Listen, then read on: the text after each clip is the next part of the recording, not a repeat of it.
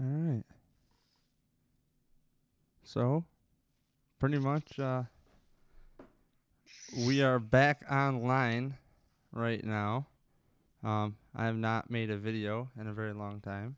So, pretty stoked to do it. On the line, I have with me Kevin Massare from Locked On Bills podcast. Kevin, do you want to say hello to the audience?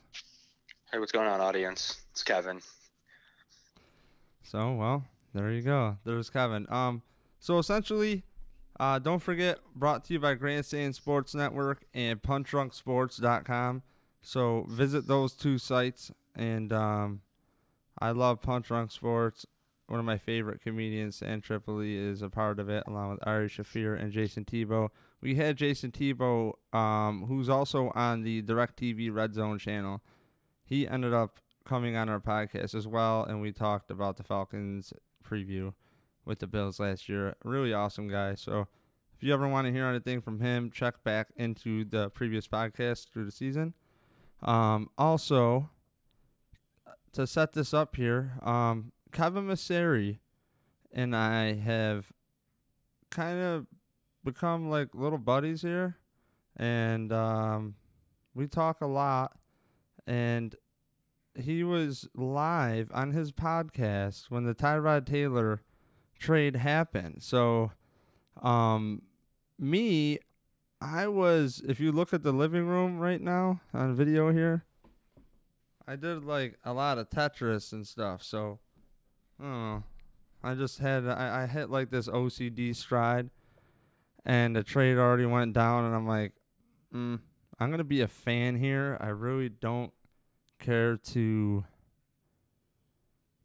drop what I'm doing and get this organized, because if I did, I wouldn't be able to make a video today with my old banners that Deacon made. I should say his. So, thanks Deeks for that. But yeah, I was just busy being a fan when this whole Tyrod thing went down. I'm like, what? Because my initial thoughts, Kevin, and then we'll jump back to you, is, for one, I cannot believe they got the number one pick in the third round or something like that, right? Yeah, they got the first pick of the third round. And it has to tell you, as a Buffalo Bills fan who hates Tyrod Taylor, come on, what does it tell you for the rest of the league, what they think about Tyrod Taylor? Because if you want to know our thoughts, Kevin and I had one called, our last podcast together was just 2 podcasts ago. I've been a little bit dry, retooling. So we talked, where do we sit with Tyrod Taylor, part 1, and really the gist of that is our whole thought process throughout, Tyrod's career, and really it's more coaching than Tyrod. You know what you have. You come into this city, and you don't really seem to watch the tape as much as you should have. Rick Dennison, shout out to you. And, everybody digressed. But there's a thing in Buffalo that I gathered years ago, and it's called quarterback fatigue. That's all it really is. And if you take like a group of your friends in your echo chamber, and somebody actually does change how they live their life, and they still only screw up 1 out of 10 times instead of 9 out of 10, which like 1 out of 10 could be like the normal ratio for a quote unquote normal person. So say you like blink a lot. Well, if you work on your blinking habit and you get that down. So what I'm getting at on my dumb ramble here is that I think Tyrod Taylor was actually progressing depending on what was asked of him. And a lot of times people just want to jump the gun and go with to confirm their confirmation bias, I should say. So they try to find it. See, Tyrod just can't do it. But when Tom Brady misses a pass, it's, well, he was just the greatest of all time. It's like the dude had to throw 46 times to throw it 280 yards. And Tyrod Taylor throws it into 20s, and he still gets 240 to 200 yards. And I understand it when you're looking at the stat lines of these free agent quarterbacks coming up, Kevin, and I'll shoot it to you. It's like, anything the Bills are doing right now is primarily just a lateral damn move. That's all it is a lateral move, and it's great for marketing, and it's great to get fans like me back in the seat. But I was going to be there anyways, and I have news to the owners or whoever works for the Bills. You could literally take guys off the street and write great stories about them and put them in Bills uniforms, and people still show up to the Bills games for a few years. So I hope that if you traded Tyrod on perception of Tyrod, it's really dumb. Stop listening to whatever you're listening to or reading, and just maybe clean house in your media department. Get Kevin from Lockdown Bills in there, and get me in there, and get a couple other people who call it how it is, because I look at this podcast like coaching accountability show. That's it. These players are such easy targets, and they're not mature enough to handle the bullets coming their way. And last I checked, money don't make you mature. So, I think a lot of times when we're sitting here glossing over, Kevin, these draft picks coming up, man, I sure hope they ain't putting their faith in the quarterback, because I want to know who the Bills quarterback coach is. I want to know who's going to handle this precious commodity right now. So, Kevin, thoughts from top to bottom where I went, and, how it came in and your instant reaction? Sure. Yeah. I mean, it was crazy we'll start from the top and we'll kind of go into all your points. It was crazy to go live on we were actually trying to work Tyrod in just as a general talk, see where we felt with him. He was on the bulletin to be discussed, and all of a sudden I do usually have Twitter up just because for news and nuggets, and if I'm searching, and broke down as we were live a couple of minutes in that the trade had gone down. So it gave us, extra material for the pod. Check that out. Once again, Locked On Bills. Pod is live. It's doing Iron Man numbers. It's gone national actually through our network. So check that out. The podcast itself basically was us live instant reactions to our opinions and our thoughts and kind of our emotions as we were trying to figure them out. So it's not like we had anything scripted, Dave. It's not like we kind of got back to sit and think about it like I can for our show here. I had to, kind of come up with my live reactions, and the initial thoughts, right at the top where I thought we got a lot for him. I was told pretty much for the last couple of weeks, I ran a couple polls and a couple questions.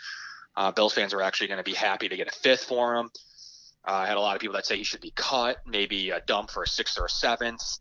We were going to pick up his option, $6 million in cap just to get a better pick.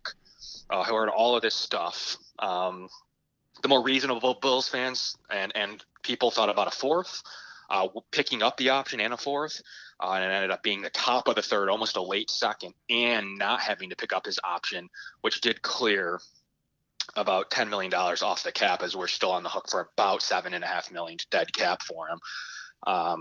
So, he would have been an $18 million player. We saved about 10. Had we cut him, it would have been the same. So we ended up not having to pick up a $6 million option. So in theory, we really saved $6 million because we weren't going to pick up that option apparently and trade him. So really the number is 6. But he still counts for $7 million. We still have a good $30 million in dead cap space total, which is a pretty high number. It's 20% of our salary cap almost. But in 2019, good note here, $100 million. So $100 million, the Bills are going to be one of the big players. I don't have any.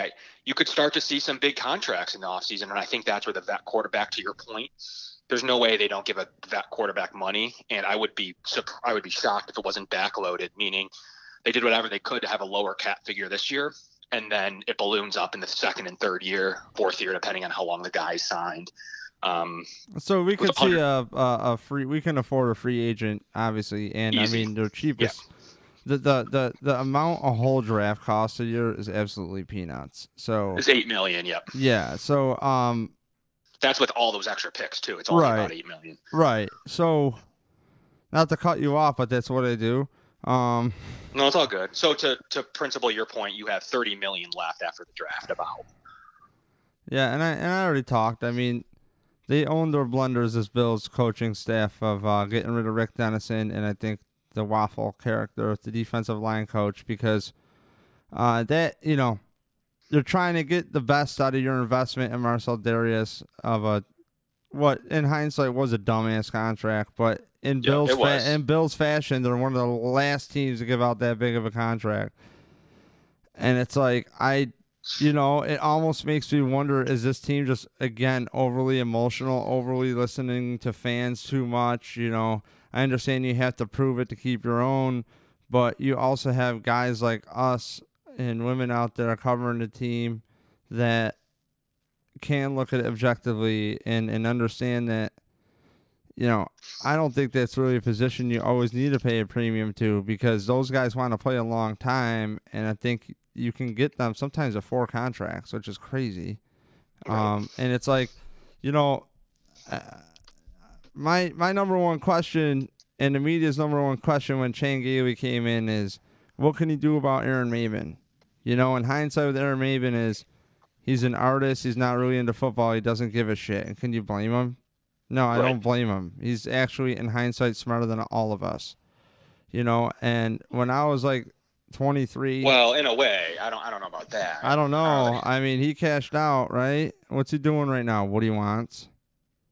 Yeah, I guess so. But that money runs out quick, Dave. I don't know. Well, I don't necessarily know that he's smarter than you or I with it, just because he had a little bit of money for a couple of years. I would love to interview that guy. Somebody did recently. Sure. I think I would like do like a live. I would love to see his process. Sure. Yeah, that'd be great. So, but it's like, with a guy like that, the first question of Chan Gailey was, can you salvage this guy? Can you make something of him? I mean, he looked awful when he came into the league, and not even a year in, you got a new coach. And it was a bad draft choice on a football level. No, if you talk about it football wise, that was a bad pick. Right. I mean, there's no way around that one.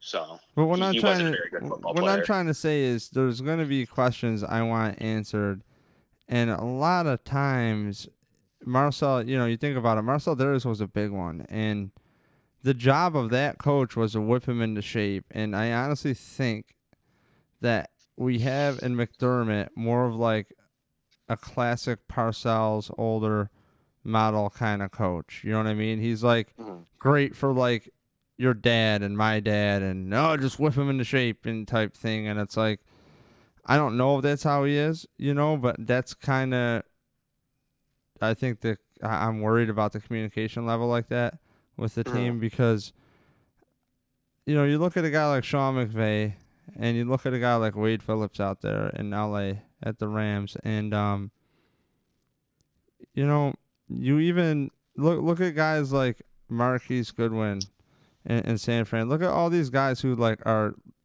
tailored to their talent. Like Marquise Goodwin, people wanted to run him out of Buffalo. He gets another contract or something in San Fran. And over here, you got Wade Phillips, who's always been adapted in LA to adjust the scheme to players. McVay, same thing. And it's like, you see these dinosaur coaches just stuck in their ways, and I just really, really hope that our head coach isn't like that. I don't think he is. I think he's moldable, but he's like not. He's really not. I hope not.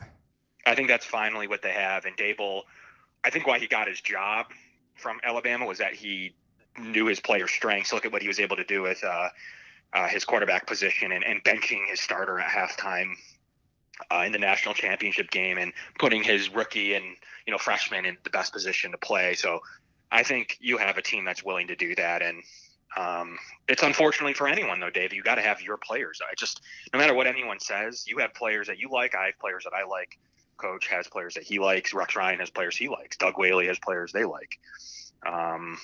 So I don't think you can just. Everyone's going to have their players, and once they find them, they will absolutely put them in a good position to win. Look at the 9-7 team last year. We had a bunch of podcasts last year, and you didn't necessarily think the team was the greatest, but why did they do what they were able to do? Because they put the D-backs in positions to win, and they had, the defense wasn't great at times, but they were all in position to win. It wasn't that talented of a unit, Dave. It really wasn't. They were very opportunistic. And yeah, right. And honestly, it was just about time. It's more of an anomaly that they didn't make the playoffs than they did, honestly. Sure. And really, if Andy Dalton doesn't nail that pass, I am just as pissed off and fire McDermott now anyways. You know what I mean? Like, again, football starts in the trenches. I say it every podcast. I say this ain't Rip on the Coach show, but I say it every time. It's like, if football, use what they say against you. Yeah, football starts in the trenches. It really does. And when you have a head coach come in, and then the excuse is, well, he was like the 4th or 5th guy they wanted to hire. Oh, really? Because I'm sure that there's a bunch of coaches that would have easily jumped ship from anywhere that you could have packaged up and said, man, we got this guy to run the offense. And all he has to do is watch the tape of the Bills 2 years prior of a number one rushing offense and pattern that and work some play action off of that. Like, how about we just, like, watch the Bills and see what they did well? They have condensed games. I don't want to hear it. You know what I mean? Watch the games, then look at the stats. You know what I mean? And then maybe watch them again. It's not hard. Like, what made Jerry Hughes effective? I don't know this. Okay, well, do that. You know what I'm saying? Like, what made Russell Darius effective? This. Well, there's plenty of tape of the D-line playing outstanding, those three. You know, and a few games in, yeah, Russell Darius is on limited snaps. It's like, you know, these guys talk about, you know, all these draft picks throughout. My overall point is we get our hopes up so we can get let down because we think that the coaches are thinking about all this stuff. And sometimes they're not because there's only so many things you have to think about because they have to think about a lot of logistics before they even get to the coaching. And it's like, really, I wish that people could just understand that if the Bills trade up and draft a quarterback, do not think that's the end-all be-all. And the only thing I love more than the drama of the Bills team and like everything coming together for the team and the hope of the team is I don't love the negativity that's going to come with the quarterback when he doesn't even get a full season in because he gets hurt or something like that, and you don't give him time to grow. And the thing is if the Pagulas trade 2 first-round picks for a quarterback in this year's draft, which, by the way, I don't know a ton about, but I'm going to tell you the 2 spots I'm looking at. I don't give a shit about anything until I see their accuracy and what the hell their footwork looks like. I don't care about the throwing motion nearly as much as I do about their footwork. Okay? Phillip Rivers does a fine job. If you watch his throwing motion, it's really weird. Okay? People just do what they do. If you watch Tom Brady, he sets his feet every single time. It's kind of almost like you're going to step out of bounds, and he finds a way to just step his feet down right before he throws the ball. And it's like, look at guys' feet when they get rid of the ball. You're getting all athletes coming in from high school to play quarterback, okay?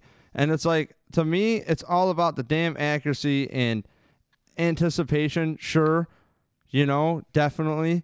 But where's their footwork, their footwork at? I mean, Russell Wilson was a pitcher and is a pitcher still. So it's like, that dude was always accurate. So it's like, I think for the draft, I don't even know who's going to coach this kid that you bring in. You could literally screw him up. Go see E.J. Manuel. Granted, he shouldn't have been picked that high. But what's the fan base do? You know, the tide started turning on Tyrod Taylor once I listened to John Murphy. And you know I'm a big supporter of John Murphy, and I'm a huge supporter. But once he started throwing Tyrod under the bus after the end of the season, it seemed like, okay, I got to start seeing what this show is. This really is a show about PR, and I'm a big fanboy over here, you know, and I love the show, okay? So if anybody hears it from there, I love the show. I really do.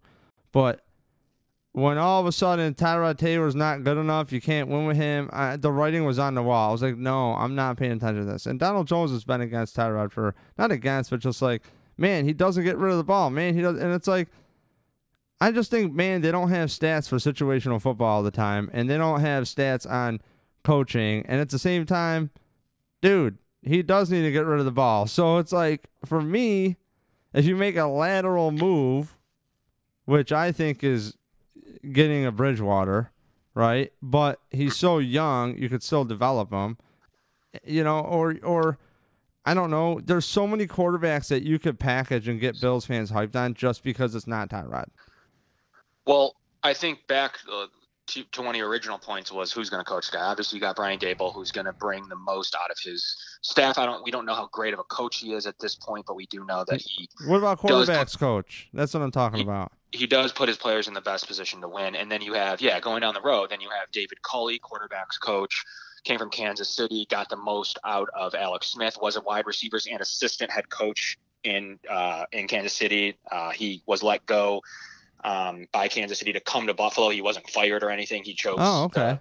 He chose a promotion to be quarterbacks coach over wide receivers coach / assistant head coach, which is more of a lateral move, but he figured being a quarterback coach sounded better.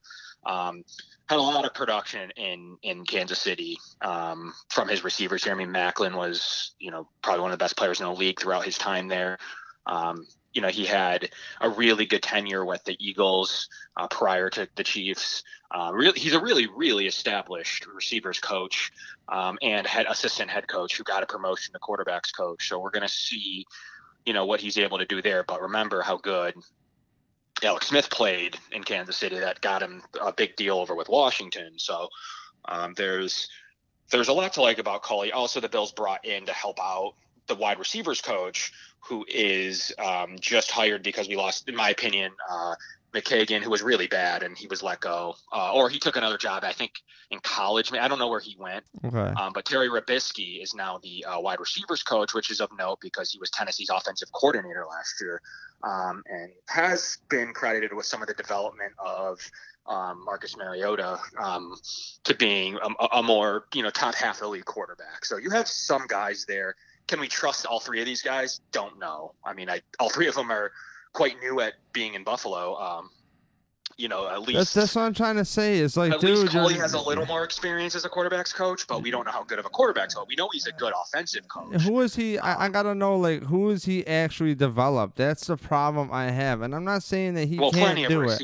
He's developed plenty of but receivers. I'm saying at the quarterback spot. That's my biggest problem. Is like he hasn't had the position yet. Exactly, and it's like, okay, so the Bills want to draft a rookie quarterback or sign a big free agent quarterback, and we don't even have a guy that has the pedigree to coach him, in my opinion. At least David Lee, say what you want about everything else, okay? I understand no quarterbacks really came out of David Lee as much as, Rex Ryan said, best quarterback coach in the league. He wasn't a very good coach. But at the same time, at least that's like what he did, and I'm not saying that I understand that being a quarterback's coach, it's a position of the field, and, it's not as diverse as we think it would be. At the same time, like, what's Alex Van Pelt doing right now? Is he, like, chilling right now? Like, can he come help out? Can we pay him? Like, did he go with Frank Reich anywhere? Like, what's he doing right now? Is he on the couch? What makes a guy like that? No, he's not on the couch. I want a backup quarterback. He's a Cincinnati Bengals quarterback. So why he can't just move to Buffalo? He's already a coach. Okay, that's what I'm saying. Like, did he get picked up after he got let go from Green Bay? Okay. Oh, yeah. He's Cincinnati's quarterback. So, you get what I'm saying, though, dude? Like, these guys lose jobs. I get what you mean. And I just don't know what makes Lee better than Culley. Like, just because he's done it longer, that doesn't make you better. I just don't want to experiment on putting a franchise quarterback in the hands of a guy who's never done it before. I think that it's absolutely stupid. Like, absolutely stupid. And this is the same people that can't get anything out of Marcel Darius, who's your biggest investment. I mean, am I just like, dude? This I think you're a little off base, dude. I don't know, man. Like, Darius wasn't their mistake. They inherited that. It was no matter if you like the player or not. We've had podcasts. I think we both like the player.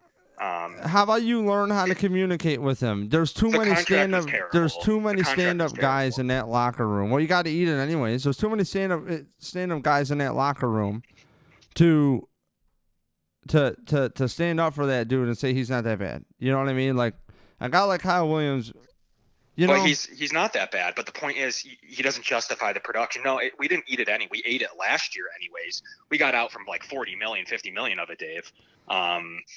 That's a lot to get out from under for 2018, 2019. But, dude, we might have to, like, sign a guy anyways at a premium for that. You know what I mean? I understand we're probably going to fill it in with a $2 million draft pick. I hope, but is Kyle Williams even going to play? Does he even want to play? Yeah, he said he's going toward playing. So that means that they're sweetening the money more towards what I want, okay? And I get it. And I told you this before. I love Kyle, but Kyle, what else do you have to do, man? Come play football. Come on. He's gonna, but he wants a couple months off so he doesn't have to go to OTAs and stuff. Yeah, I don't blame him, dude. He don't need to be there. Send me the book. Send me the damn book. But all I'm saying is, Kevin, is I would just, if I'm running a damn drywall company, I'm not hiring a window cleaner. Sure. Okay? So. Well, no, that's not a fair thing. You wouldn't hire one of the best. He's one of the best receivers coach in the league, hands down. Okay, cool. So coach the receivers then. Because our receivers coach sucked from East Carolina. He lost his job. Okay. He lost his job. Oh, they did let him go too? Yeah, I'm just saying that. Terry Rabisky. Yeah, he's long gone. Oh, that's right. I am so out of it. Yeah, he left for They another did hire job. a veteran They for didn't you, Dave. fire him though, man.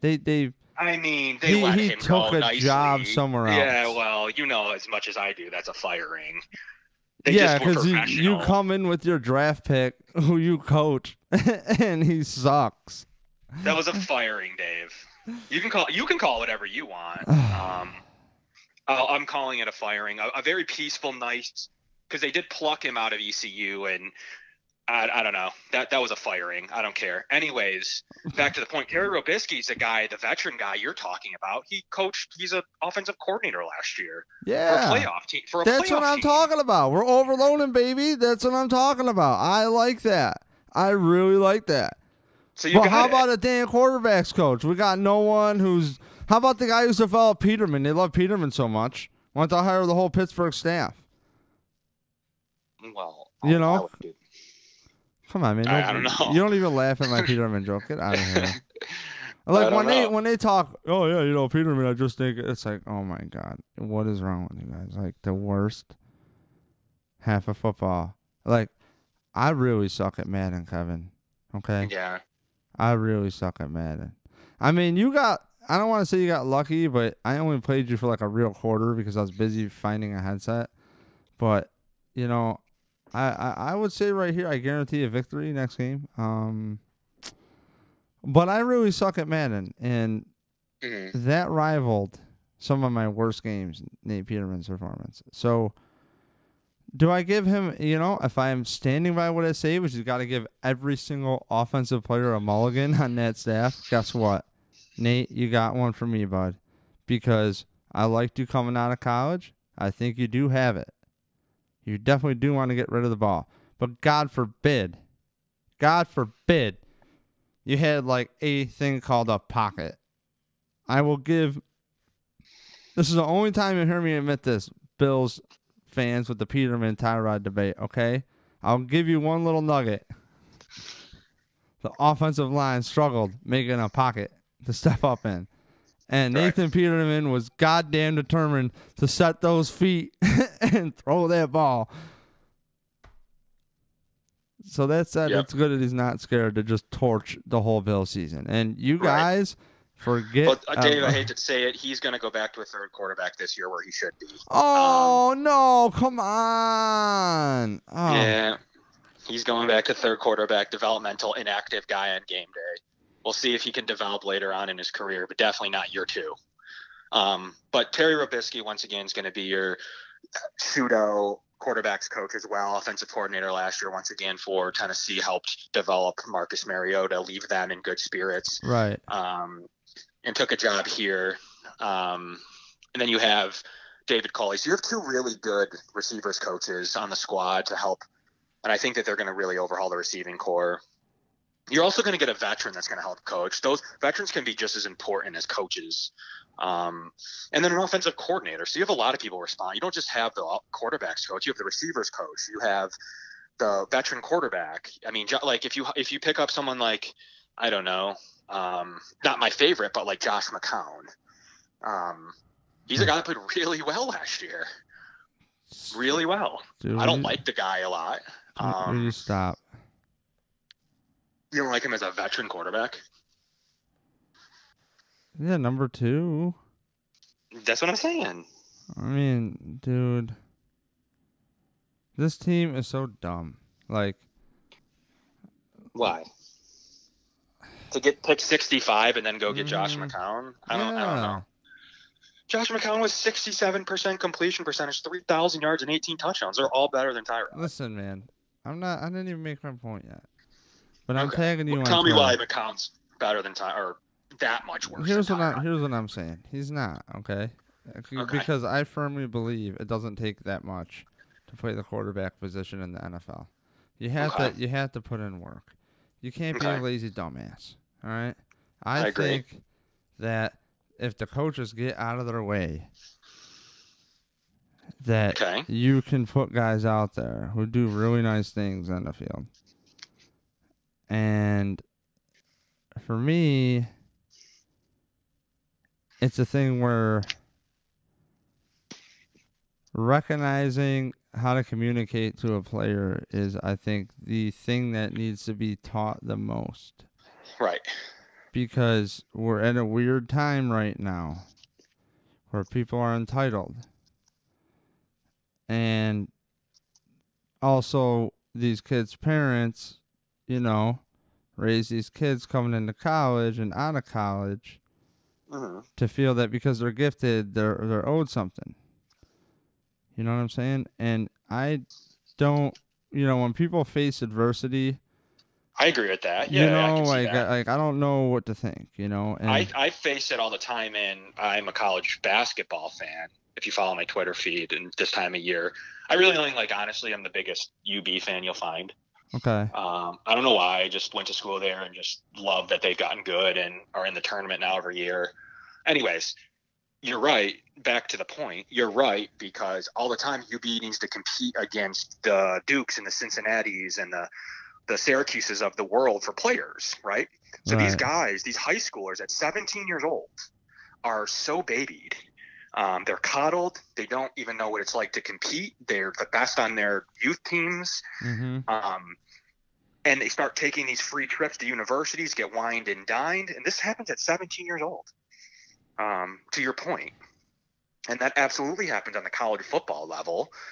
And they never face adversity, to your point. And it's just a great example of these guys that need to, go through a little bit before you really find out the player that they are, right? Is that your point? Well, also my other point is they might be doomed and handcuffed from the start, because this is where the war between the scouts and the coaching staff happens, okay?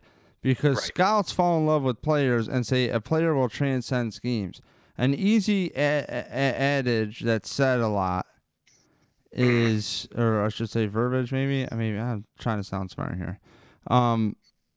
Is you can move Cordy Glenn to the right side, no big deal. And I made this example the last 3 podcasts.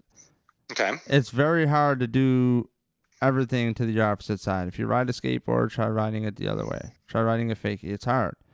So I think that talk right there, unless the player has experience doing it and enough tape of it, needs to stop. Like people, when Mel Kiper just spews that garbage out there, I think that talk needs to stop. And people really need to look at these. Well, you heard it here first, folks, from Dave. The Cordy Glenn switch needs to stop. I agree. I don't have an argument. I'm not saying he can't do it. I'm just saying any left tackle. Just look at this position. This player is an X. Or do it good, Dave. Do it good. Right. Like, don't just make assumptions. And the thing is how many times are these scouts picking? You should be picking position in need. Don't give me this best player available bullshit. Stop it. Best player available that's gonna cheaply fix your team. Okay, you can downplay the draft all you want. But damn, all I care about is this draft pick that fits the system. Okay? I don't care if this dude shit on all of his neighbors' porches. I don't give a flying fuck, Kevin. You know what I care about? Is that he gets his ass in the playbook. And what that means is if he can read it the first time and he's good, that's fine with me. Okay. Because I've done music. I've done a lot of creative projects. And I can't tell you how many times we got to cover a song and then I'm having an argument over a part. Like, no, dude, it's played like this. Well, I put 10 hours into these songs, and, it's like, why don't you watch a video of them playing it? Why don't, let's get this right here. So for me, I want to line up all the ducks in a nice row with this draft pick and make sure that he is picked per the current scheme. And that is the whole reason we don't want coaches fired, and that's why I like McD for the job, and I'm giving him a few years to learn it. Okay, I love this. This is great. I'm actually happy. I know my tones suck lately, but it's nothing personal. Nothing personal, but you follow me, Kevin? It just needs to transcend a chain of operations correctly. And what that means is draft a goddamn player to fit the goddamn system and learn how to communicate with them. If you think he's going to be a problem in the locker room, obviously you got a good vibe of that.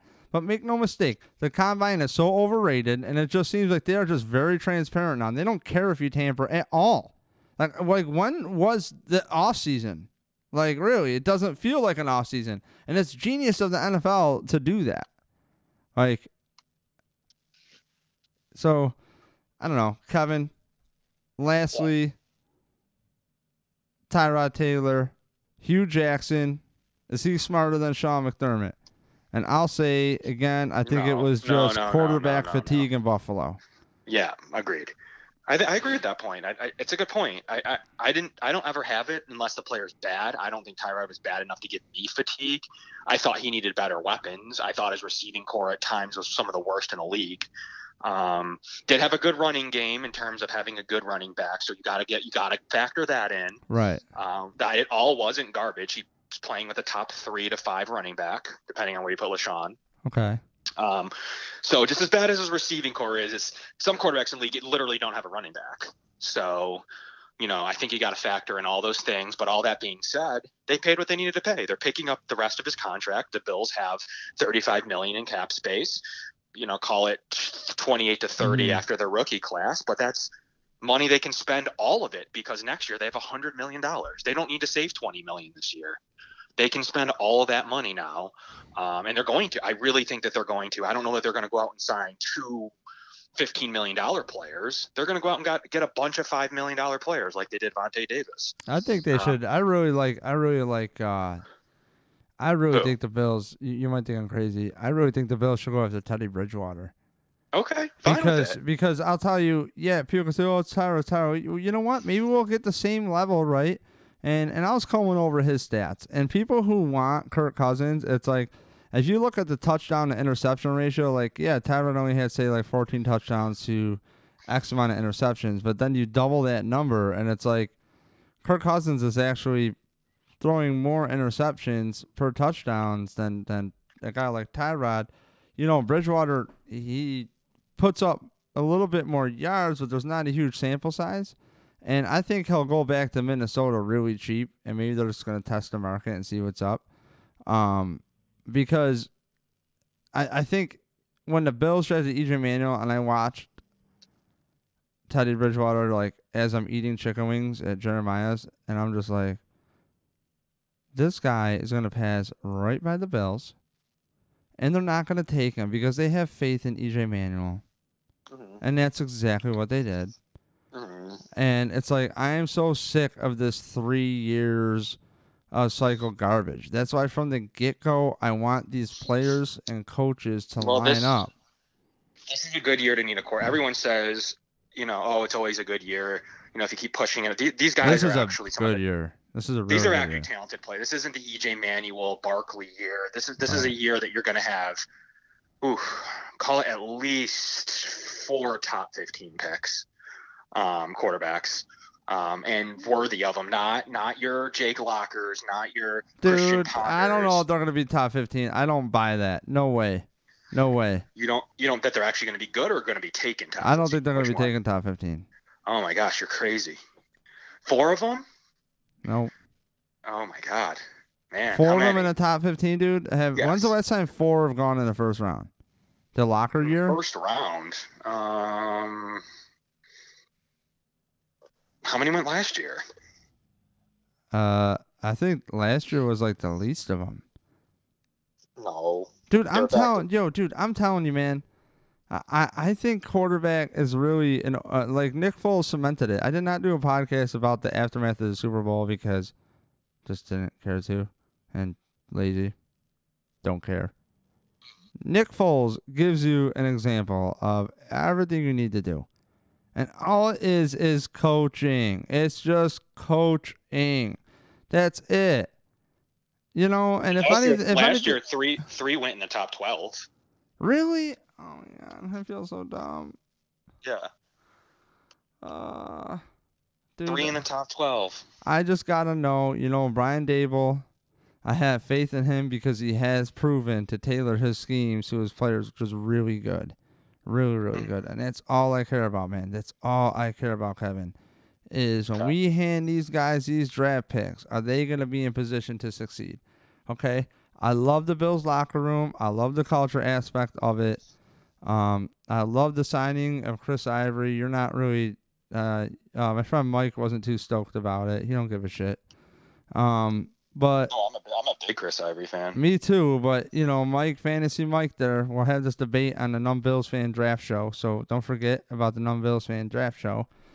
But dude, Mike, I gotta call him up and maybe I was gonna have him maybe do top 5 quarterbacks, so I think I was talking to him and he assumed he was gonna do it, but I don't know position. So you had four quarterbacks taken in 2011 in the top 12, and in 2012 you had 4 as well, taken looks like in the top 22.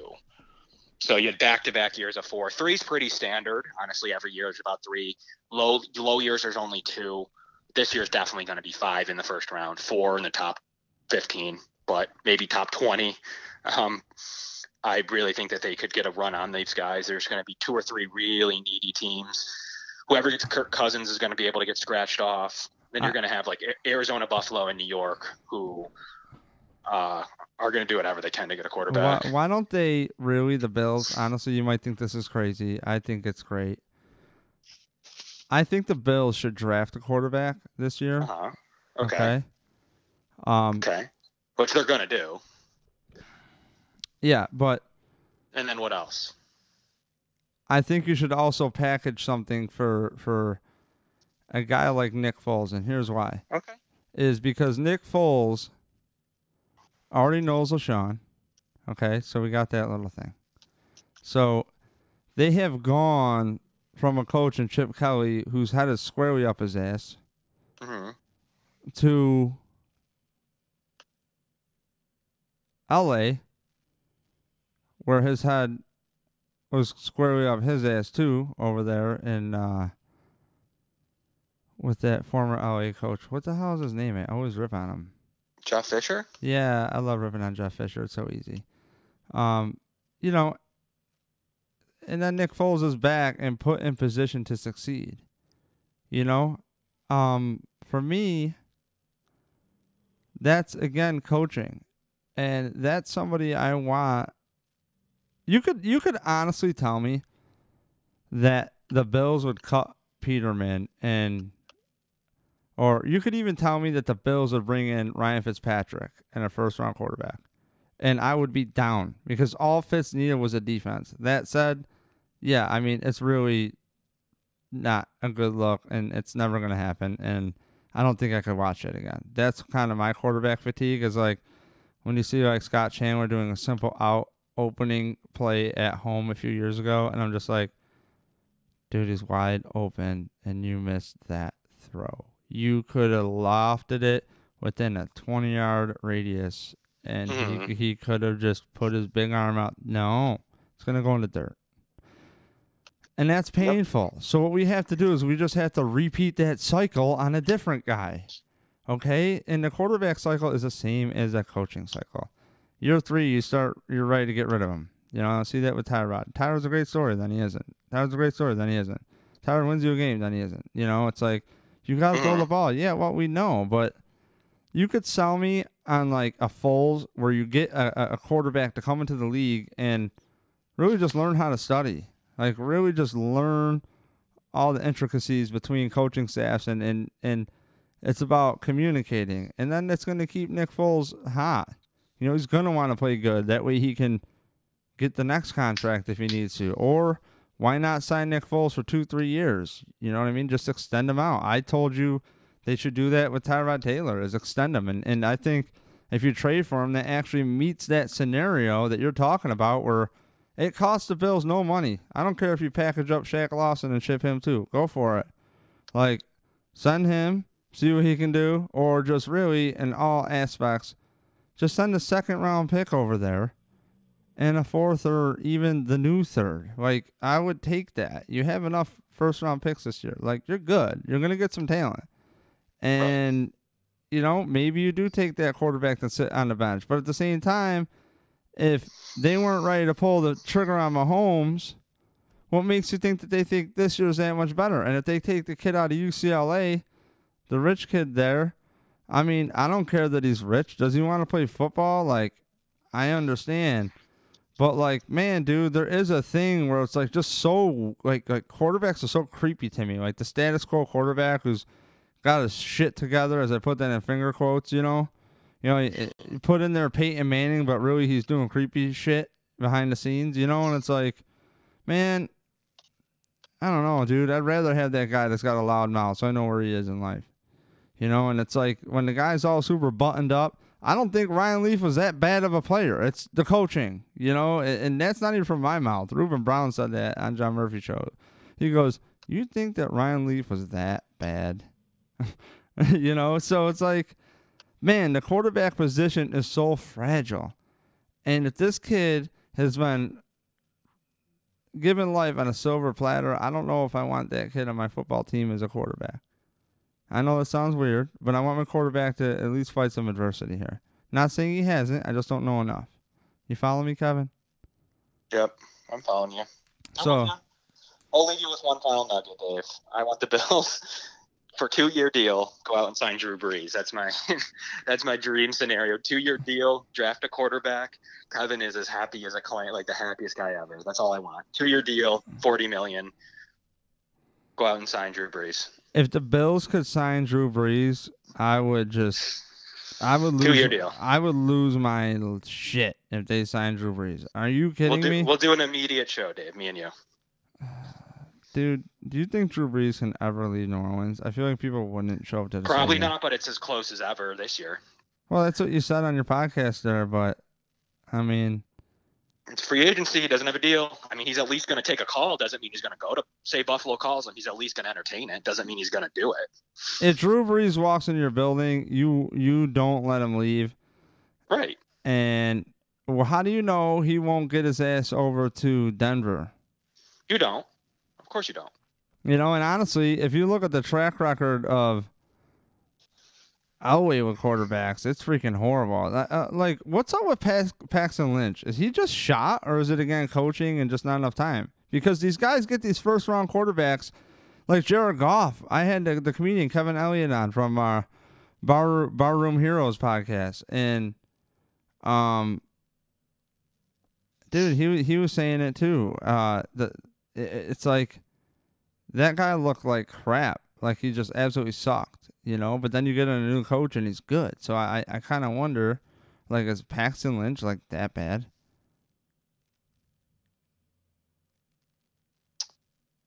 Yeah, he was. He wasn't a very good pick.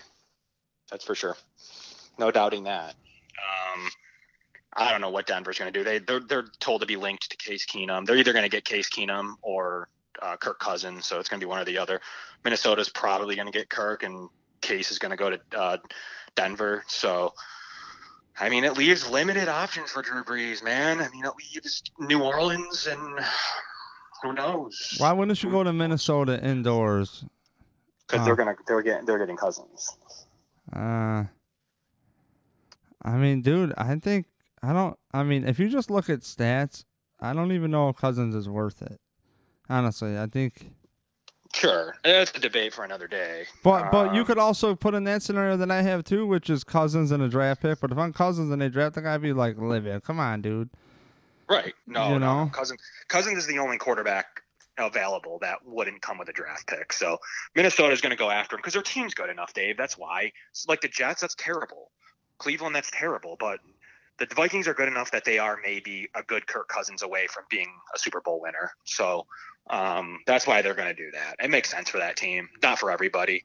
And then that leaves basically the big four, Buffalo, Arizona, the Jets, and the Broncos.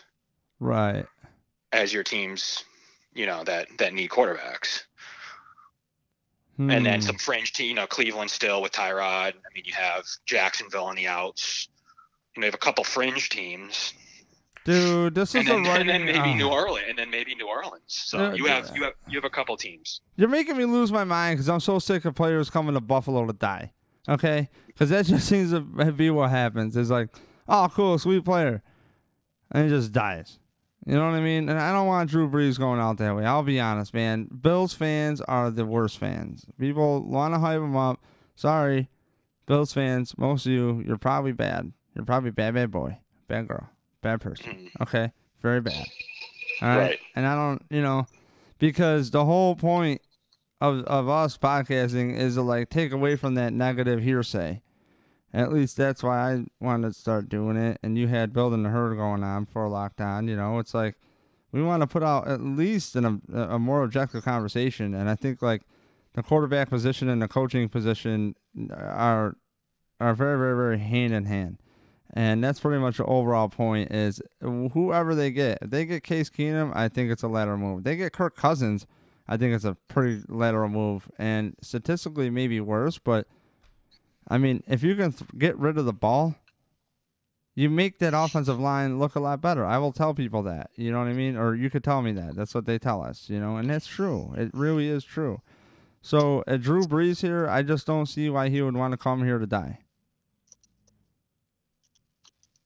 It's a tough division, man. You got to play outside in Foxborough, outside in Buffalo, outside in Jersey, and outside in Miami, which is your best game. And so, I mean, come on, dude. That's a lot of games right there. I agreed. Yeah, I couldn't disagree with that point. But once again, I think we should get on a show with free agency coming up. Let's plan for middle of this week, Dave. Yeah, let's go this week. I'll let you go. You go do whatever you're gonna do, and I'll be by your crib tomorrow afternoon. So, Kevin, sounds good. Let them know where they can find you. Yeah, thanks everybody for tuning in. You can find me at Locked On Bills, at Kevin Massare, LockedOnBills.com for our breaking pods. We do 3 a week. We're gonna get Dave over on the Locked On pod probably in the next week or two, right, Dave? Yeah. Okay, we'll plan for that in the next week or two. But in the meantime, definitely want to do a free agency pod, and you can catch our stuff right now. Just talking about draft prospects as well as free agency news and live reactions. So check it out. Yeah, that's what I was doing. Is again, to repeat for people, I was busy being a fan, listening to Kevin's podcast as I was busy cleaning up this room behind me. So stoked to be back on video, and if you're on the audio portion of this, thank you for listening.